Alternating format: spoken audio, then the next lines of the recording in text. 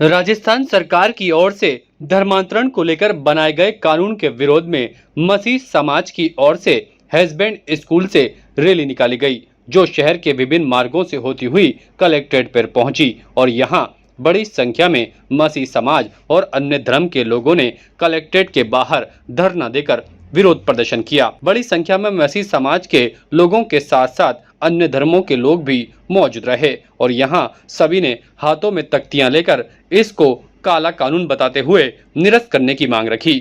उन्होंने कहा कि धर्मांतरण के विरोध में जो काला कानून लाया गया है उसे किसी भी सूरत में प्रदेश में लागू नहीं होने दिया जाएगा। इस मौके पर बड़ी संख्या में लोगों ने धरना देकर विरोध प्रदर्शन किया।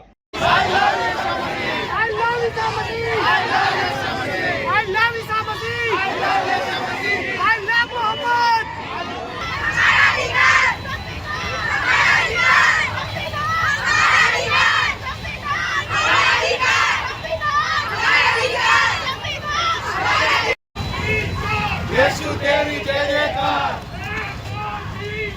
यीशु तेरी जय जयकार, यीशु तेरी जय जयकार,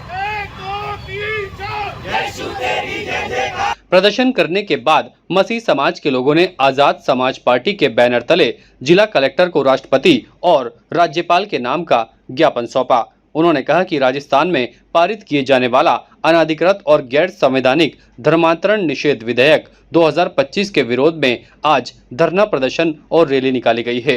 उन्होंने कहा कि भारत में सभी को समानता से जीने का अधिकार है और वह इस काले कानून का विरोध करते हैं, क्योंकि जो इस काले कानून में नियम बनाए गए हैं वह सरासर गलत हैं। उन्होंने कहा कि जानबूझकर उनके समाज को टारगेट किया जा रहा है, जिसे किसी भी सूरत में बर्दाश्त नहीं किया जाएगा। अगर सरकार इस काले कानून को रद्द नहीं करती है तो फिर प्रदेश भर में आंदोलन किया जाएगा और इसकी समझ जिम्मेदारी सरकार और प्रशासन की होगी। आज की जो रैली है, ये जो राजस्थान सरकार ने धर्म के लिए जो हमारे भारतीय संविधान की आत्मा पर ठेस पहुंचाने के लिए ये जो विधेयक पास करने का बात की है, उसके संदर्भ में हमने रैली निकाली है। ये भारतीय संविधान की जो मूल भावना है उसको ठेस पहुंचाने का काम है और ये भारतीय जनता पार्टी शुरू से करती आ रही है। अभी आप देखेंगे तो भारतीय संविधान के आर्टिकल 21, 25, 19 से 19 भी इन सभी के जो मौलिक अधिकार हमें दिए हुए हैं उन सबको ख़त्म करने का काम कर रही है। युवाओं को इंटरकास्ट मैरिज करने का अधिकार है, ये डायरेक्ट उस पर हमला है।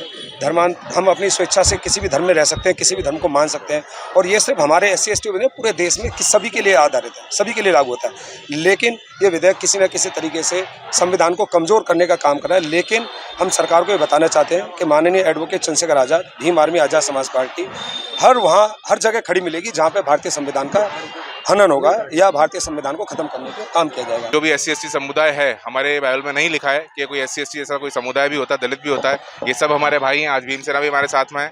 ये सब हमारे भाई हैं। हम उनके साथ बैठ के खा पी सकते हैं। पर ये जो कुछ असामाजिक तत्व हैं जो नफरत फैला रहे हैं, ये नफरत में इनने बढ़ चढ़ के ये करा है कि इनने अब ये कानून कर दिया है। ये कानून पहले भी 2 बार आ चुका है और 2 बार खारिज हो चुका है। ये तीसरी बार आया है।